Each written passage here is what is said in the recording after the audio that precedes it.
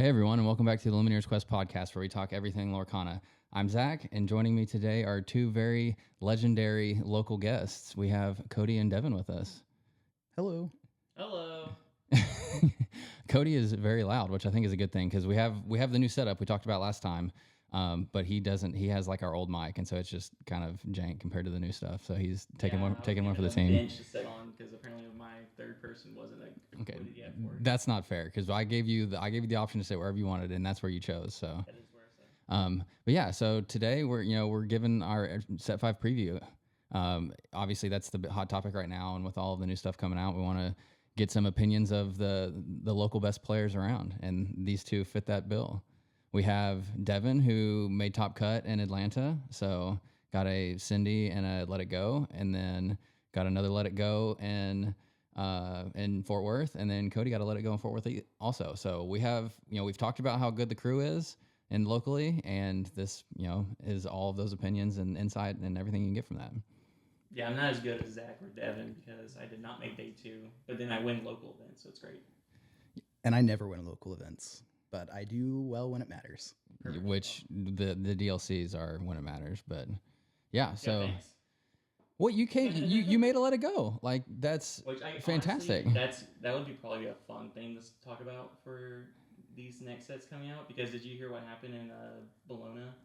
No, I mean we can talk about whatever. I mean this is an open forum. Like say, Well, you brought it up. Apparently, people were saying that 45 points was not enough to get to day 2. I did hear a few people say that on the stream, but I don't know what the cut ended up being. Yeah, I don't. Well, it was 46 and then some 45. So that means that not everyone really 45 points did not make it in. Really? Okay. See, I didn't hear that. I knew 45 had been the cut for like all the other ones, so I knew that's what it was. But they did say, I think they did say for, what was the second one in Europe? Lil? No, that was the first one. Oh, or is this? No, there was another one in Europe. See, I can't remember. It doesn't matter.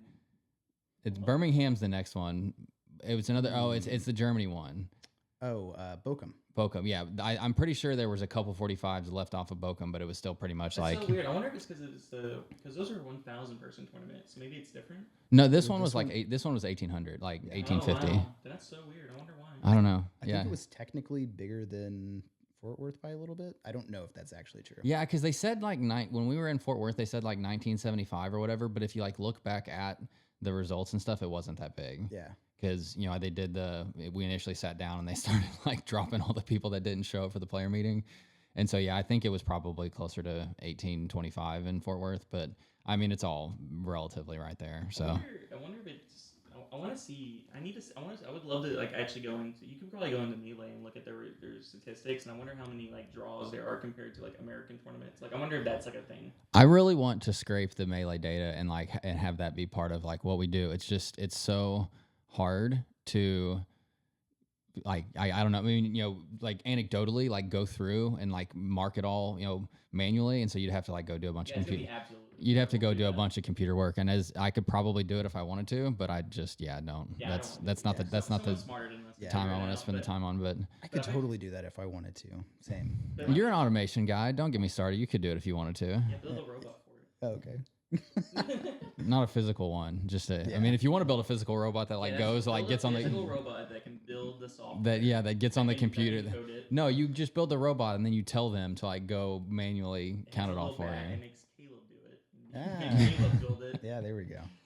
But yeah, so I mean, mainly just wanted to get your guys' opinions on Chapter 5 because I know there's a lot of strong stuff that's already starting to pop up, and people are really forming opinion. I feel like people are forming opinions like a lot faster on this one than they have in the past. This is the first time I've ever tested a set before it comes out. I guess I technically did build that deck for someone locally, where they took it to what was Commander doing for set 3? They did like a win-a-box, like literally the day after the set came out, and I built a green still deck that was like kind of what Green still did in set 3, where it had like the merfolks and everything, but he took it and won the box with it. The deck I made. Very proud of that. Yep. I've done that a few times already. Are you ready for the new meta? Like it's very weird. Like end of set 3, I was not ready to move on. Like I was very still much in a happy place. I'm fully ready. Yeah, same. Like this time I'm so ready. Yeah, I think I'm just ready to get this transition from Bucky over with. I feel like that's what most people say, and it is a weird time, but I think that just the prolonged time that we spent on set championships was just like such a grind that it was like now that it's over, it's like okay, let's move on. Like to be fair, yeah, we did so many more, right? It was 4 weeks of it instead of 2. Yeah, I mean, I only technically went to one more, but the amount of time that was spent, obviously, to your point, it was like over an entire month, and we had the DLC in the middle of it. Well, I guess I did. Yeah, I went to the same amount now. I think about it. But I know that's what I mean. It like was over a month though, compared to like. Yeah, that's what I mean. It feels so much more because the time was just 4 times longer. But no, I'm ready. We have a win a case locally here. I don't know. Are you gonna go to the win a case? No, I'm gonna be out of town. Remember? Oh yeah. Yeah. Well, I don't think any of us are gonna go. You're not. Neither of you are going either. Well, I think I'm just over it. Honestly, I think I was thinking. I don't. Yeah. See, I wouldn't want to. I honestly, I don't think I'd go either because I wouldn't want to play. I just don't want to play the meta. I have no desire. And I think they're not including Bucky, so they're not. Yeah, it's literally just Bologna. Yeah.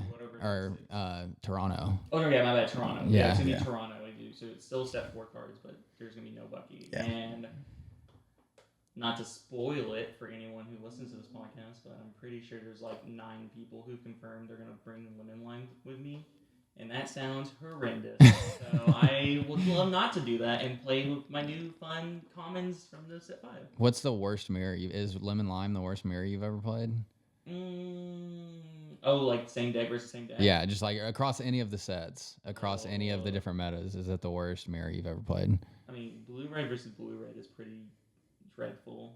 See, I don't like hate that. Like it's like the win condition really sucks because it's like whoever gets the dime first. Ruby Amethyst versus Ruby Amethyst is probably pretty bad. Yeah. Because it's just any of those decks, it's gonna take forever to do a bunch of value plays, and then as soon as your opponent gets ahead, they're gonna be any be prepared deck mirror is probably just awful. That's what I'll say. Be prepared mirrors are probably the worst ones.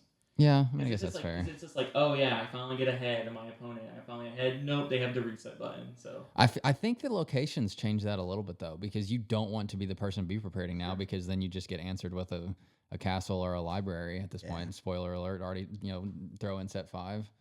But yeah, so I don't know. I mean, I definitely agree. I think the Ruby Amethyst one is very grindy as well, just because they don't have like a ton of lore generation. Like that's why I don't think the dime one's that bad, because you can have a turn where you tap something for 5. You can have a turn where you tap something for 5, and then if they don't answer it, you get another 5 or 10 the next turn. And so while it's very cumbersome, you can still end it pretty quickly. Whereas the Ruby Amethyst, you quest for 1, you bounce something, you get a lore from a goat, you get 1 from a location. Like it's so grindy that it takes forever. It makes you like, I already feel brain dead when I play against a Ruby Amethyst. I don't want to play my Ruby Amethyst into theirs. Yeah, that's fair.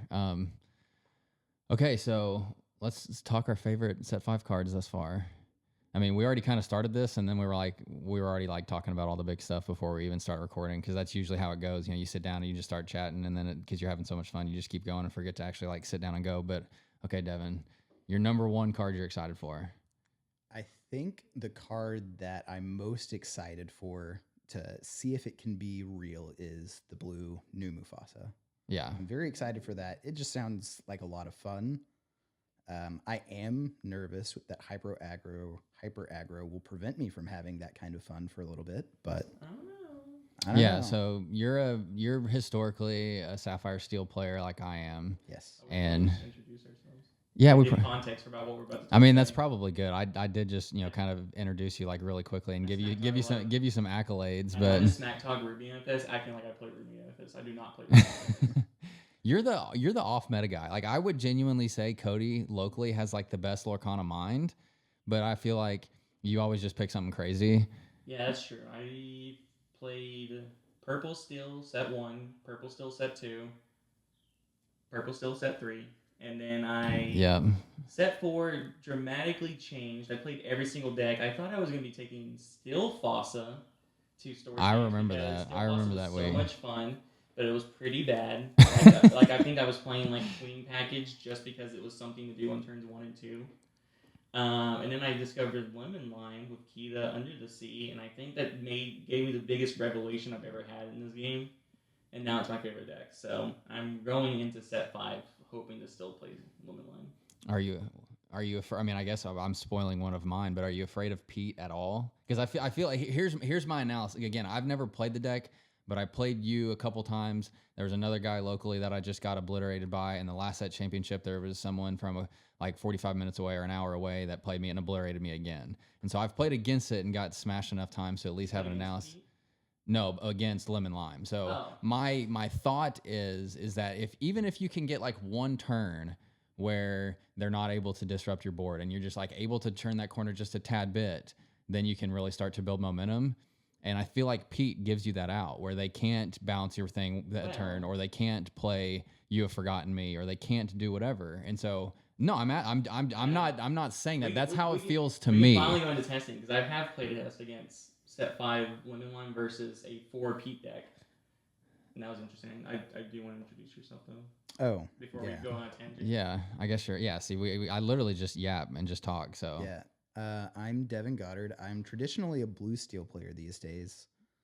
Set 1, I played Amber Sapphire, which was probably, as much as I love blue steel, set 1 Amber Sapphire was just a lot of fun value. That was a fun day.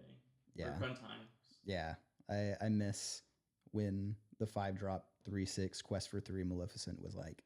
I loved that card too. I did love it, and I didn't have bells in set 1, and so that was like my end game was that Maleficent. And I was so happy when that D100 set had the spicy ones in there, and I was like, oh my gosh, I can finally like get some really cool ones. Card fell off so hard when set 2 rolled around. Yep, yeah, then we did learned about real cards that they would print in set 2. Have either of you played games before Lorcana? Yes, I played Magic the Gathering for 10 plus years, and then other card games that I don't want on my resume. Yeah, I probably played Magic for 3 to 5 years back, like probably 10 years ago. So took a hiatus from TCGs and kind of played more cooperative board games. I feel like that mindset though never leaves. Like was it like riding a bike where you just you kind of had that mindset for how to build stuff together and make things work when you started playing again? I feel like I grew as a person in those years, and that changed my mindset on what kind of decks I wanted to play. Because when I played Magic, I was, white weenie aggro player. Well, that's fair.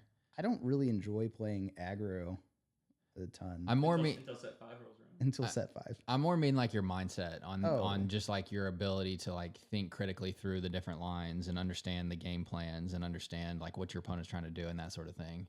Yeah, maybe this kind of goes back to the same point, but I feel like I'm a lot smarter of a person and I'm making better plays. Yeah, that's fair too. I was not a very good Magic player. I played a lot of really silly things in Magic. I was about to say, I'm the exact same person y'all know me as now that I played in Magic. I would always be like, oh, this is the best deck, then I have to play the 3 tiers down that is like the one beat to that, and then I have to figure out everything else. So. Yeah, that's fair. So again, we have a lot of history, a lot of experience, but okay, so you said Mufasa. That's probably one of mine too, because again, I very much, my play style tends to go on the Sapphire side. I mean, when I started, or when Jake and I started this way back when, I initially said like Sapphire's the best. It's going to be insane, and I didn't understand how to play at the time, and so I would just ramp to like 8 ink, and I'd be out of cards, and I'd be like, okay, this is terrible.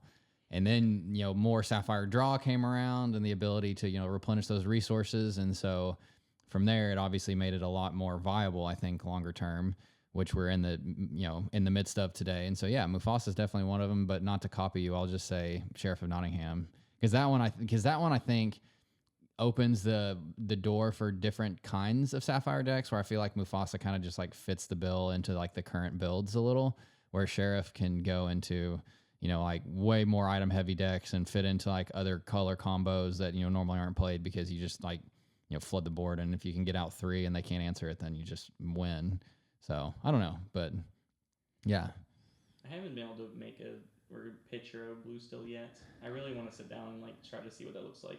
I got reminded the other day that I played Tamatoa in set 1 when it was completely unplayable, and now I don't play Tamatoa like at all. That's hilarious. And I was like, I totally did do that, and I completely moved away from it. I think I've decided to change my answer from the blue Mufasa. Okay, so that was fast. I think that is going to be maybe the most fun card, but coming into set 5, the thing I wanted the most was a way to deal with locations.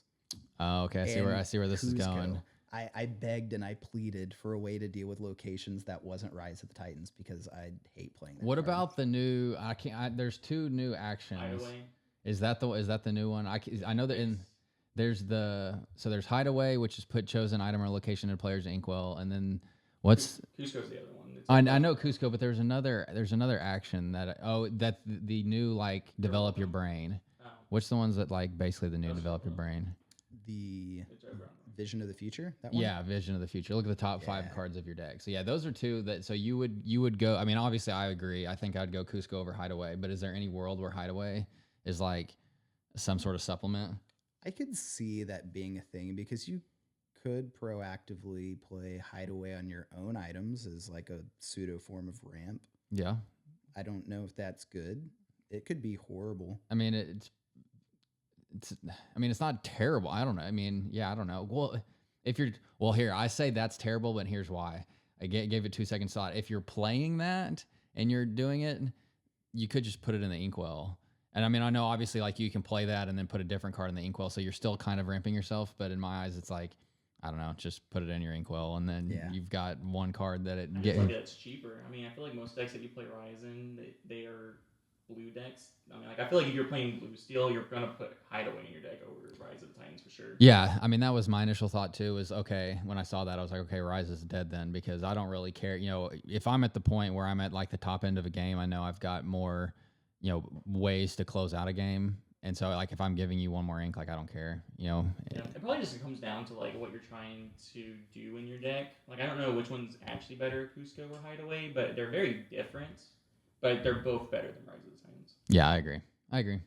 Cusco's great. I've been testing, maybe not the best decks to be testing for set 5, but I've already tested Steel Song, Blurple, Lemon Lime, and Hyper Aggro, which is yellow purple. Dang, so you've done it all. I've been playing Cusco. Cusco feels amazing. I've never activated his second ability, but his first ability definitely has blown up flutes. It has blown up castles, and it was super 2. So it was everything I could ever ask for. Yeah, Cusco, like the second ability, that is, pay 4 ink to give something resist +1. I mean, that definitely feels like. Else resist 1. Yeah. Oh, it's everything. Yeah, I thought it was chosen. Oh wow. Okay. It's Cogsworth. That's effect. insanity. It's literally Cogsworth, and then you can actually dump as many 4 ink into it as you want. So you can actually give your whole +3 resist until the next. I thought that was really, really, really bad at first, but then I started thinking about it. I was like, how many turns do you have like 6 ink, and you don't want to like overextend into a be prepared, or you don't want to overextend into something stupid, and so you've just got like some ink that's sitting there. And yeah, so I mean, I don't think it's like the most impactful thing of all time, but there are definitely going to be situations where that comes up and it does make a difference. And it's part of a body that you would have played regardless. So, and it is start of your next turn. So everyone knows how difficult Cogsworth math is. Imagine Cogsworth math and Cusco math. Oh yeah. Yeah. That'll definitely, especially in like the high tense situations where people are doing that, and you're in a place where you don't really want to like, not a casual league setting where you're like, oh, it doesn't kill it. Like you take it back if you want, in the situation, you'd be like, sorry, it doesn't kill it. Yeah, no, if someone ever has Cusco against me in Cogsworth and then they like activate Cusco twice, I'm calling a judge immediately to watch my gameplay. So you don't mess it up. And then I'll call them over there, play Kita under the sea, and then they just walk away. It's like just a weird map. Oh goodness. Okay, so what's your number 1 card you're excited for then for Lemon Lime? Well, You're Welcome is like the biggest one that we got because it just immediately goes into deck, and we got an enchanted, which Lemon Lime is slowly becoming the most enchantable deck in the meta.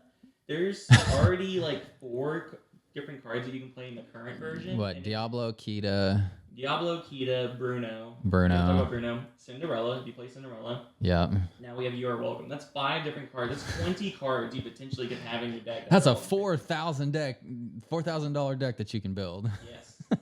I don't know if there's any other spicy ones until we get Enchanted Under the Sea. Cusco's Palace. I'm joking. You could put Cusco's Palace in there. Are you at all worried that You're Welcome is going to give your opponent cards back that you're trying to take away. This is the best part. I make them discard their cards, so I have in testing, you're welcome like a Queen's Castle. They shuffle it in their deck, draw their 2 cards, and then I will Dad Blast them. Well, that's... they'll discard the 2, and then my opponent's like, okay, that just happened. That's what I assumed the answer would be, because I mean, I feel like that's like if you're dealing with a threat, and you deal with their threats, like you can kind of take a turn off like that, and then just take their resources, and it's not that big of a deal. Yeah. So I assumed that's what the answer would be, but just had to. And also, it just deals with anything. It's kind of a crazy card. Like I don't think it's gonna see play in much of anything else. But if we were just talking about how good Cusco is, You're Welcome is just that. But now you can also hit characters randomly. So like, it really just helps out in any situation. Yeah, and that's fair. When it's bad. Okay, well, we have to talk about Pete for a minute too, because I feel like everybody is, kind of putting Pete and Daisy into their like top slots.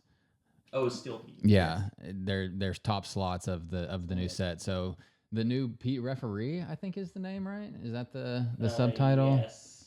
Though, and he's the 3-cost quests for 1, but he has the ability that says whenever you play this character, your opponent cannot play actions until the start of your next turn. And so it basically turns off the ability of your opponent to be prepared, grab your swords, all of your under the sea shenanigans all gets turned off. And so I feel like, there are so many times in the game where I'm just like, if I need 1 turn, if I can just get 1 turn of like relief, then I can really turn the corner, and he gives that to you.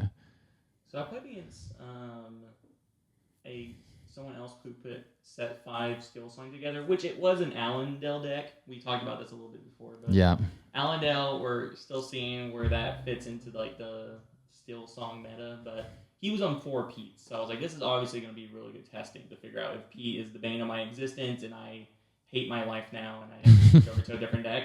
And I beat him. I won through turns of Pete, and it really came down to where some turns when he played Pete, I was like, that's kind of crazy. This is not great. It gave him a lot of more time. But if you're doing like Pete stuff, you're not being, I guess, too aggressive. Like, I don't know if it's like maybe you have to play it on certain turns, where maybe he's trying to find the right turn to play it on, but it wasn't coming whenever he needed it. That's fair.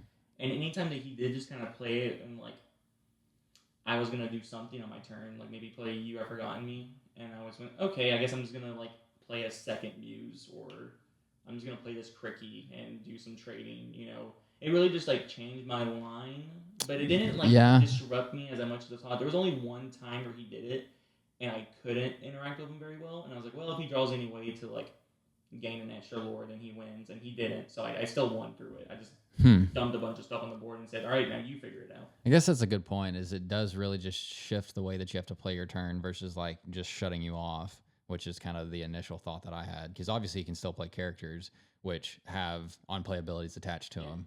So, well, I guess it's confirmed Pete's unplayable. Yeah, I think it's gonna be more crucial on if you can find, because like I think the turns you normally do it for is like the things that you can really plan around. Like if your red opponent is gonna hit turn 7, like you should always have in the back of your mind, like, oh, they're gonna be prepared me. If you play Pete then it's probably really good if that's what they were banking on. And then same thing for the turn that your opponent might be like discard or like going down a bunch of cards because they are going to try to whole new world after they play their Cogsworth and Blue Steel.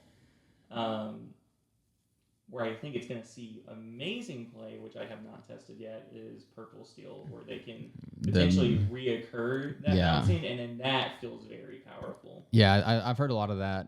My initial thoughts were for Steel Song, but again, to your point, if you're playing that, you're not playing an Aerial, or you're not playing a Naveen, or you're not playing, something else that's going to, deal with a bunch of things. And so it kind of just pauses your side of it as well.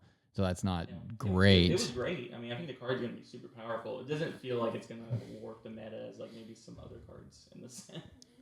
I think he still can. He's going to be as good as he is, like as well as he's deployed.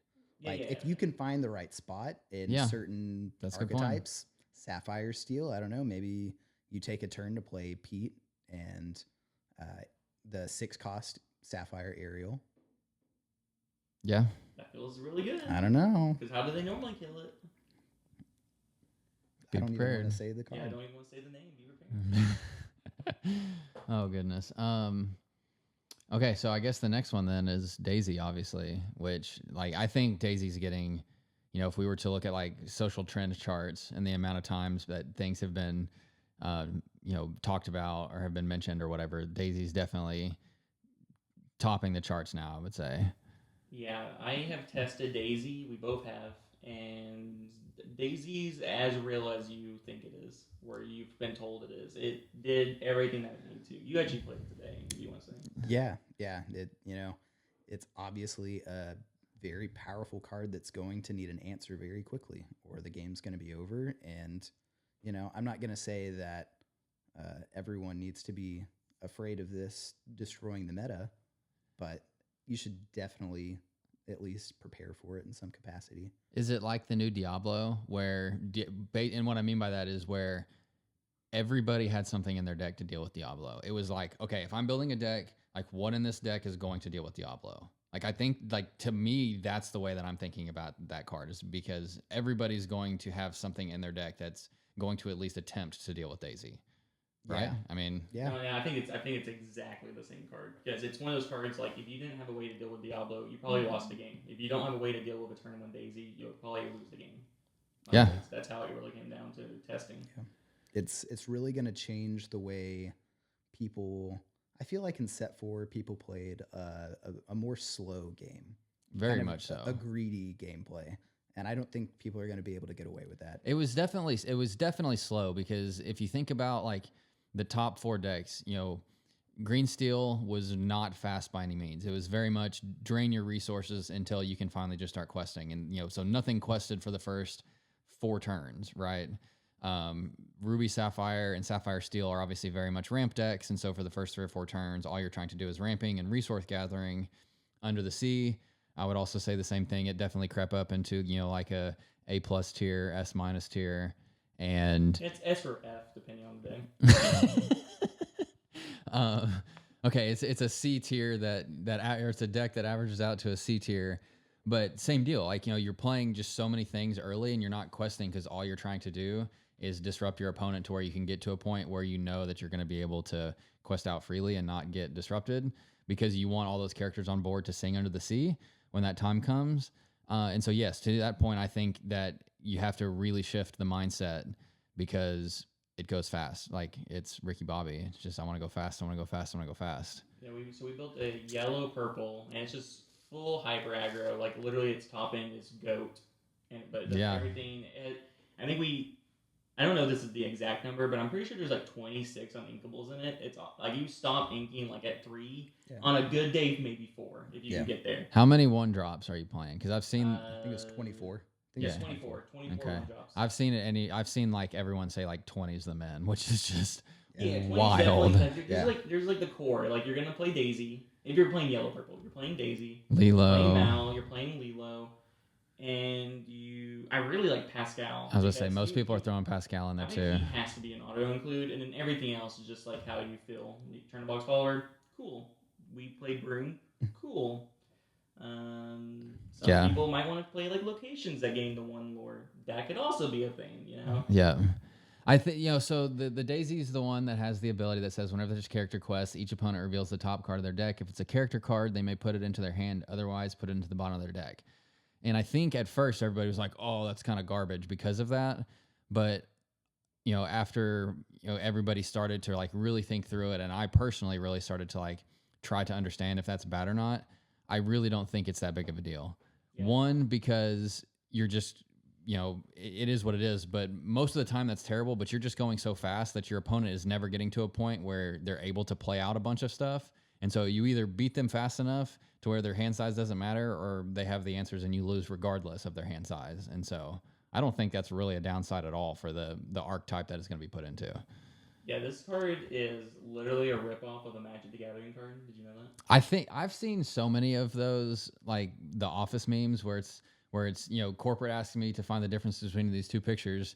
There are no differences. I've seen quite a few of them, but no, I haven't seen that one specifically yet. This is literally a ripoff. If you look up a Magic the Gathering card called Goblin Guide and look at it, and with the idea that Magic doesn't gain you lore to get points. You have to deal damage to your opponent, and Right. they have health. It does literally the same thing. It's a 1-drop, 2/2. It has haste, which means you can attack the turn it comes into play, and it literally has the same effect. Whenever you attack with it, the opponent reveals the top card of the deck. If it's a land resource to play cards, it goes to their hand. Then it either stays on top or bottom. I think, or no, it stays on top always. Whenever people look at that card, people go, "This card's absolute garbage. Why would I want to let my opponent draw cards?" And I would probably say it's probably a pinnacle card in Magic history that has warped formats anytime it's ever been in it. So as soon as I saw Daisy, I don't know if you're the same way, Devin, but like, oh yeah, they just made a broken card. Like this card's going to be C play for the rest of Lorcana's history, any format that it's in. Yeah, this is like, I'm not gonna say it feels like Burn does for Magic, but I mean, oh, we're there. It's kind of close. They also made a 2-cost action. All it does is gain lore. The gathering knowledge.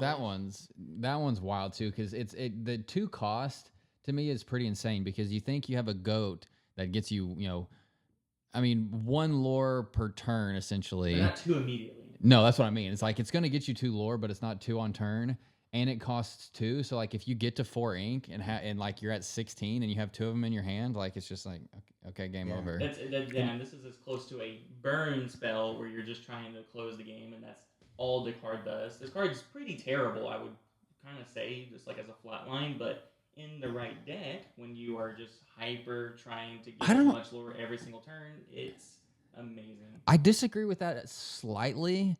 Think about how many people have played spellbooks in the past. I mean, I know spellbooks has obviously fallen off because of locations, and most of the passive lore in Amethyst now is gathered through locations. But, if you throw this as a 2 of, and you're at 16, like you just, goat quest, like throwing out there. I mean, I think any Amethyst deck, it has a place. I think obviously the challenge is fitting it into decks and like what are you cutting and that sort of thing. But obviously in hyper aggro, it definitely has a place because it just closes out a game. Yeah, and like other decks have like goat, so like that's kind of what they did. And Sorcerer's Spellbook, you could win over the course of turn, kind of like Castle. So this card, that's all it does, but that's kind of what this deck wants to do. So yeah, of course you're gonna play 4 of it. Yeah, I think like my initial thought is the difference between this and Spellbook is like you're playing Spellbook for 4 to get 1 lore, and 5 to get 2 lore, and 3 to get 6 lore, or 6 to get 3 lore. And so for this, for 4 lore, you're getting 4, or for 4 ink, you're getting 4 lore, compared to your Spellbook, which you're only getting 1. And so like the efficiency of your ink is a lot higher. But obviously, again, you have to have a much It's different strategies. Yeah, and you have, reasons why you're playing. Yeah, you obviously have to have the draw, to continue to deal with the game or the situation, to put yourself in a position where you can just play them and win the game. It's definitely not like a turn 3 or 4 play by any means, like ever. But you say that there were a couple turns where I guess small sample size. This isn't indicative of how it'll be every time. Where I would ink something on turn, probably get up to 4 ink on like turn 5 or something like that. Where the game's kind of getting to the point where it's ending. And yeah, but that I was about to say. He's like, I'm gonna ink something on 4. I'm at 15 lore. Yeah, that's a different. Like you can be at 15 lore. Like that's a very different story. Like the hyper aggro, you can be at 14, 15, 16 lore potentially on turn 4. Yeah. And so like that is your end game. I guess when I say turn 4, I mean like not your mid game phase, and I guess you're entering the end game phase on turn 3 on the hyper aggro. I think that turn I went like Gathering Knowledge and Wisdom, Maleficent Lilo or something like that. It's like deal with this. Yeah, and it's also like a Whole New World. I think is going to get so much worse because that's every time I got Whole New World with this deck, I won immediately. Oh, absolutely. Like, you just play everything. Yeah, like this deck dumps everything out. So I feel like it's also going to make even the steel decks that want to like, oh, I play steel, I have all this removal with Grab Your Sword, Tinkerbells. But if you also have Whole New World, and that's what you're kind of banking on for you to replenish, your opponent's going to be like at 16 lore when you give them 7 cards. So like that does not feel good, and have fun playing that. That sounds terrible. And they're just going to drop blue. They're going to drop blue. The blue is so annoying too. Yeah. Gosh. Well, that kind of brings up a good, we can keep talking about the same thing, but that does bring up a good pivot where I do think Whole New World is going to get significantly worse because of the aggro and because of that. Yeah, it's really going to depend. I think that this last, set, this last meta, there was, a lot of matchups you didn't really want to wheel or to whole new world people in. Like, the green steel on 5, like if you didn't get it, ripped out of your hand, like sure, I think it's probably okay at that point. But later in the game, you definitely don't want to do it. Same thing with, the mirror matches if you're playing Sapphire Steel or Steel Song mirror matches. Like if you're the first one to a whole new world, you're usually in a worse spot. I guess unless you're like doing it on the queen on 2, and then that's usually fine. But yeah, Even so then, I don't know, because if you do it turn 2 with Steel Song, you might be doing it into your opponent that went turn 1 Daisy, turn 2 Lilo Maleficent, and they're like, okay, I'll draw 7. Well, no, that's what I mean. So like in the future, I see there's a lot fewer situations that it's good in. In the past, I would say it was good into 75% of situations if you deployed it at the right time. Now I feel like it's less than 50, and anytime you get to something that's less than 50% of the time good, it's like, okay, it's probably time to cut it.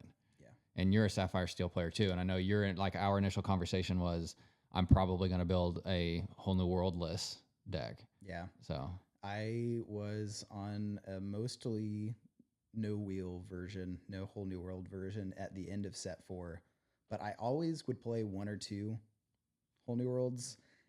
I know it seems crazy, but just having the ability to have a little bit of extra reach late game to look for a dime. I know. I was gonna say the pun is very much intended. Just dig a little deeper, Devin. Yeah, I know, and now we can. What is the other card that I can make a pun on? Be prepared. No.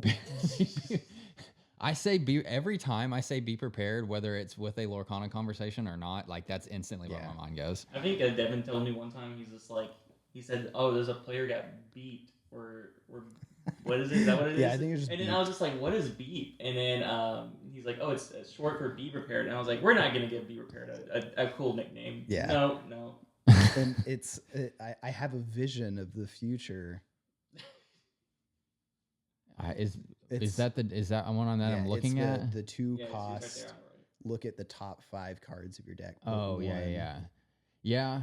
I mean, that we talked about that one briefly. Like, do you especially for like Ruby Sapphire, do you run 2 Develop Your Brains and 2 of these, or just 4 of these? Because I hated playing Develop Your Brain on 1. Like, obviously you're trying to play a popsicle, but so to me it makes way more sense to be doing this. Yeah, I didn't like it either, but I felt like I found myself inking it on 1, and then I'd play like a popsicle. I always would. Fortisphere or something like that. I think that's more of a blue-red card. I think blue-red's going to want that more because they have like 8 board wipes that they want to go try to find. So like that's going to help them find that. It might see blue steel play, but I just feel like blue steel already has the 8 1-drop items to draw a card plus Flabbersham. That's already a good shell that blue-red doesn't get. So blue-red kept playing Develop Your Brain. This is probably just an instant better version. I would before this morning, I would have 100% agreed with you. This morning, I was watching the finals of Bologna, and every single Sapphire Steel player, I shouldn't say everyone. Every single match I remember with Sapphire Steel, they were playing Develop Your Brain. Yeah. It was wild. I was like, what memo did I miss? Because neither of them were in the finals. That's a very good point. So I don't know. Maybe you're right. How many of them were on a whole new world? I don't know if I really caught many. I know 2 I saw for sure. I think I watched 4, and I know 2 for sure. I know Justin that finished top 4 in Germany. I watched him day 1, and he didn't have it this time. Mm-hmm. And so I think it's very much split now. And so I think it's very much starting to like peter out, like we're talking about. I think there's so many decks that take advantage of it. Again, if you're going into a Sapphire match and your opponent has a Fishbone Quill out and you're giving them 7 more cards, that's a really bad time.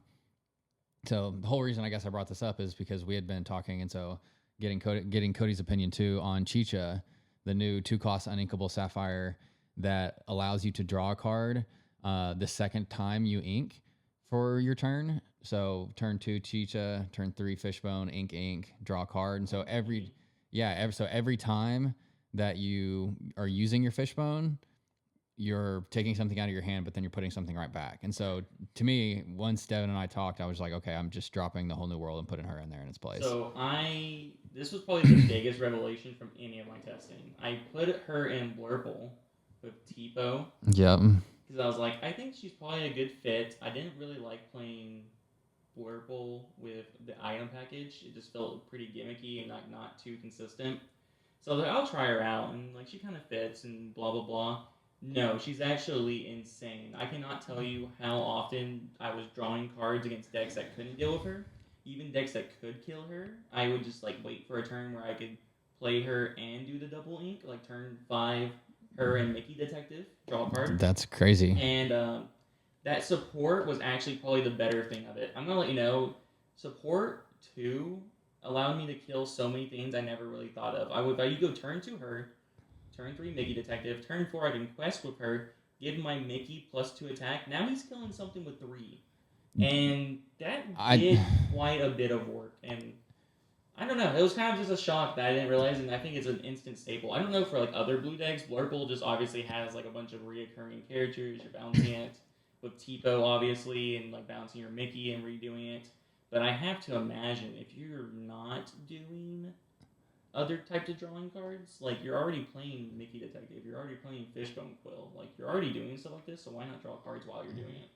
And that's essentially the conclusion that I came to as well. Like you don't want to give your opponent's cards to take the whole new world out, put this in its place. And then my initial thought as well was like, if you can do this to Mickey 3, great. If you can't, then you just play them both on 5 and you get a card back and 2 bodies on board. And you're right. I think the support's going to end up being like Cusco, where, Cusco has an ability that, is the main like draw of the card, but that second ability is going to end up like saving you in sticky situations. Man, New Groove getting some love.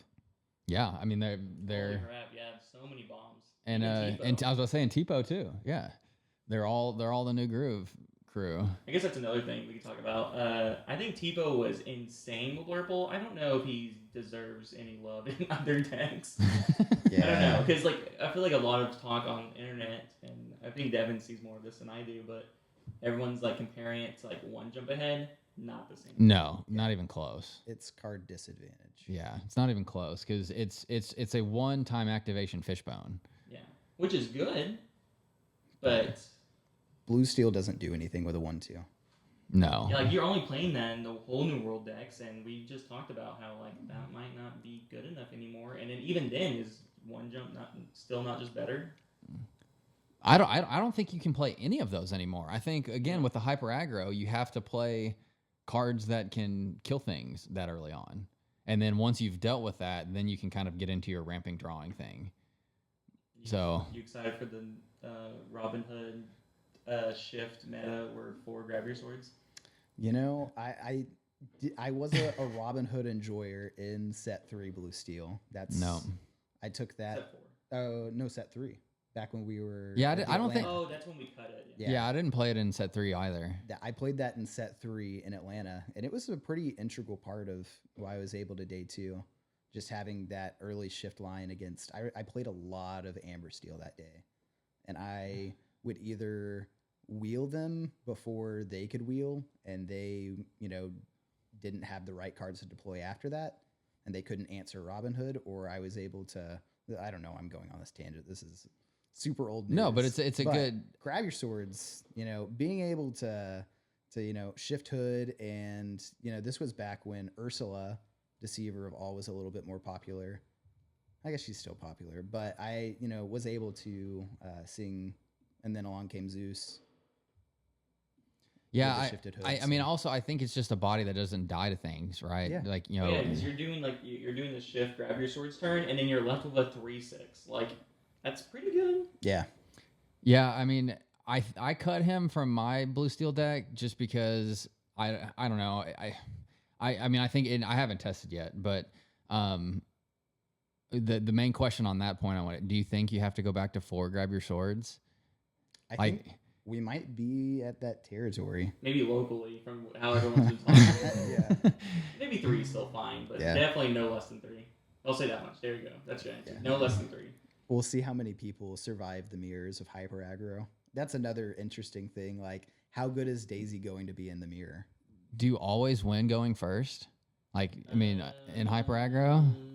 Daisy on 1 feels incredible because I feel like it's never going to die. But then you're giving them so much card advantage. They've got a lot of characters. But that maybe that helps them dump a little faster. Good. I don't know. I don't know.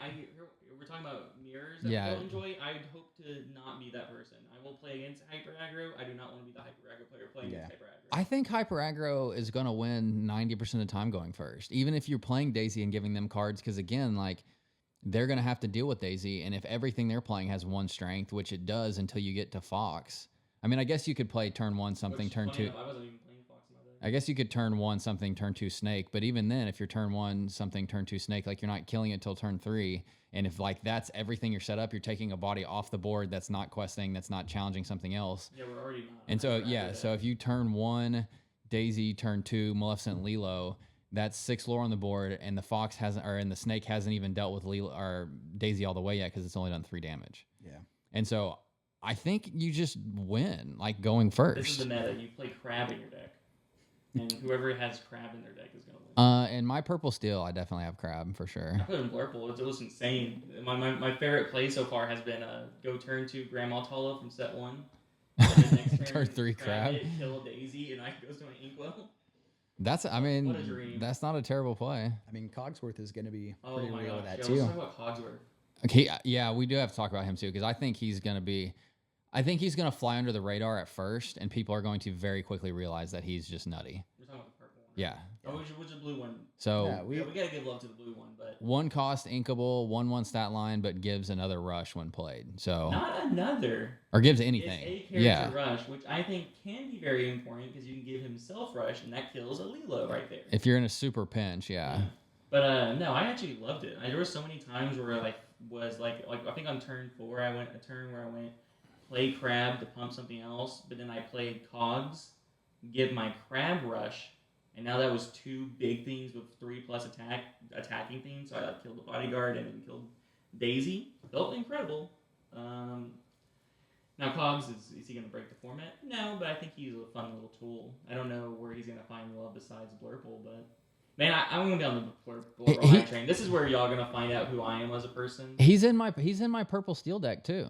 Because he? I think that you have a lot of quick, you need a lot of ways to deal with fast things or catch people off guard. I feel like purple steel is all about catching people off guard. And so you've got the Elsa, the new Elsa that has rush, exerts a character, and then you've got the Cogsworth. And I think imagine a turn 5 play Cogsworth plus Elephant. Just saying. So Elephant's the new bounce character that is a 3/7, so the body's nutty. And when at the start of it's basically a bell. At the start of your turn, you can move the damage to another opposing character. And so not only are you going to be able to go kill something that turn, but then the next turn, especially against hyper aggro, that damage is going to move off it onto something else, and it's just going to kill it. And there's no way for them to deal with it because it's such a massive body. Yeah. So I'm gonna be honest, I'm disgusted by your purple silhouettes. You like this? No, there's no rabbits. But I don't need card draw. I have the library. That sounds awful.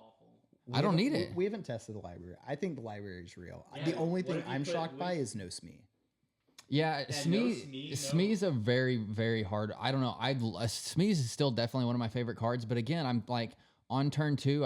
I've started to talk about, and I don't know. I guess it's not going to be really secret for too long, so I might as well talk about it. But the Mickey Mouse Standard Bearer that gives Challenger +2. Like I'm just worried about like it's genuinely a Daisy play. It's the same thing. Like if you play Hook on 1 and then Smee on 2, like it takes 2 turns to kill Daisy, and then you're always on your back foot killing everything they play. Whereas I feel like Hook plus Mickey kills the Daisy right away and then puts you in the driver's seat to be able to answer everything. And then once you get to your Elsa range, you can proactively kill the stuff before they can quest. And so that's the thought process. But I like it. I like the Standard Bearer. I think it's pretty sweet. I'm completely fine with that card. I do not want to live in a world where you don't play Rabbit and Purple Steel. I also don't have no Maleficent to draw. That's fine. And no friends. Yeah, who needs friends? I think the library is an 8 strength location, and it's only doing 1 lore, and so it's not like the castle that instantly requires an answer because the clock to finish is so much longer. Yeah, I haven't tried library at all. I don't know how good that is on paper, but I mean, I have to imagine. I think it's good. insane. I think it's one of the best ones. You know, I think there's something to be said for it to not have to lure every turn. That almost incentivizes or maybe disincentivizes your opponent for dealing with it immediately. That's what I mean. So that's what I mean. It's like I think you move your characters there. They don't. I mean, to kill an 8 if they're not playing Maui. I mean, I guess they can Cusco it, sure, Yeah, I was gonna say, but we live in a Cusco world. Yeah. Everything's fine. yeah, but if they're playing their turn 6 play just to do that, like I think I'm okay with that. Yeah, that's fine. fair. Because I'm gonna get out. I mean, I don't have a ton of stuff that quests for 2 in here, but I do have the Robin Hood shift line on this one, and so maybe I just Robin Hood shift and I'm just questing away. And same thing, I've got Crab and Elephant to deal with a bunch of big bodies, and so again, if they just want to throw stuff out there, then I just deal with it all. And I don't know, maybe you're right. Maybe I do need to have a little bit more draw in here, and I am. I just like Rabbit. Rabbit's gonna be good in the non-aggro matchups. Like obviously it's not great here, but I think Rabbit is like a solid play. This draws so many cards. I've messed. I just put him on library. I've messed with this purple steel list. I think more than any of them.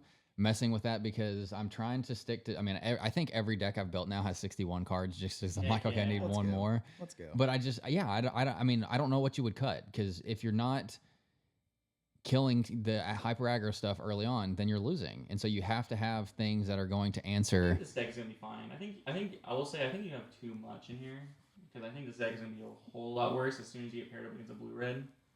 But that's what the locations are for. Yeah, but they'll just Cusco it. And then it's a library, it's a castle. Yeah, but that's fine. But that's fine if they want to spend their turn not dealing with my board at that. If their turn 6 is not dealing with my 3 or 4 characters I have on board, then I think I'm okay with that. Yeah. Because then like they're not dealing with my Robin Hood, they're not dealing with any of the other little minions that are out there that are just like questing away. So I don't know. I like in my eyes I'm fine with you. Again, I haven't tested any of this stuff yet, but that's just like in my opinion, I think I'm okay with that. And if it does end up just like burning out and I need more card draw, then I'll figure out what to cut. But that's just kind of where I started. Yeah, I'm very interested to see how everything turns out. I haven't really looked. I said I was a purple still player. I haven't really looked at it all. I keep going to these like very wacky veins, and I love purple from set 3 was when it was really fun. Yeah, that's when it only got like if hyper aggro is living its best time in set 5. Blurple is right there behind it. It is having the time of its life, and I cannot wait to play it.